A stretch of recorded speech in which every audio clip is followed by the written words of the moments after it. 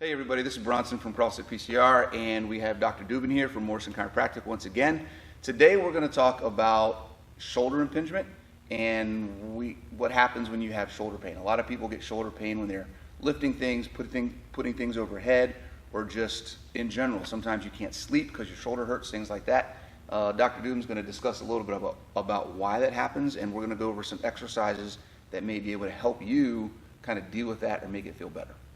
So first of all, what is shoulder impingement? Basically what it is we want to clear the muscles of the shoulder away from the site of impingement, which could be the source of pain. Obviously there's other sources of your symptoms, but shoulder impingement specifically is when the shoulder gets up and forward, and the muscles that kind of go around and support your shoulder get pinched on.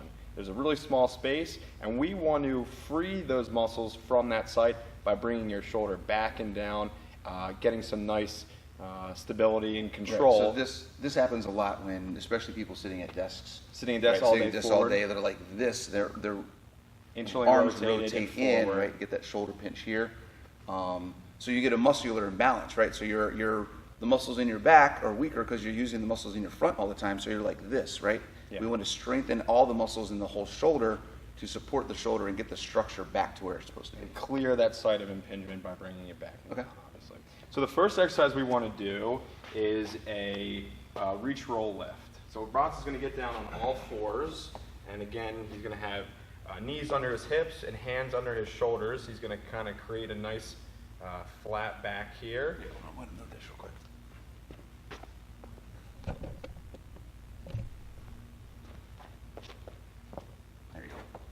So again, he's going to have his hips under his knees and his hands under his shoulders, creating a nice flat back here. And what he's going to do is he's going to take his arm and he's going to reach all the way forward, keeping his shoulder packed down. So not like this. Like that. Yeah, perfect. His shoulder's nice and packed and stable there. He's going to reach all the way forward. He's going to roll, and he's going to lift his shoulder up, getting nice scapulothoracic control through here. He's going to go back down, roll back over, and bring it back. He's going to kind of create a nice flat back here, so come up a little bit higher. There you go. Now again, holding the shoulder packed, he's going to reach forward, roll, and lift up. So this is a nice gentle exercise to kind of get that shoulder control a little bit easier for you, to kind of clear the site again, showing you how to move your shoulder in a packed position so you can get proper movement through the joint. Good. Lifting back down, rolling, coming back. So again, in this position, we can do another one. We can do a quadruped plus or scapular push-ups. So what Bronson's going to do is he's going to kind of protract and retract his shoulder blades up and down. Good. So he's going to push back up. So we want those shoulder blades to kind of roll back and forward across his back, keeping them nice and packed against his thoracic cage to centrate the joint. What does centrate the joint mean? So centrate the joint means to really put it in its most stable position, to put it basically in the center to kind of free it again from possible sites of impingement or from other shoulder injuries. This is a really good exercise to really get control of your scapula so we get better usage of the shoulder joint. Okay? And obviously if you wanted to do a more advanced version of that, you can go into a full push-up.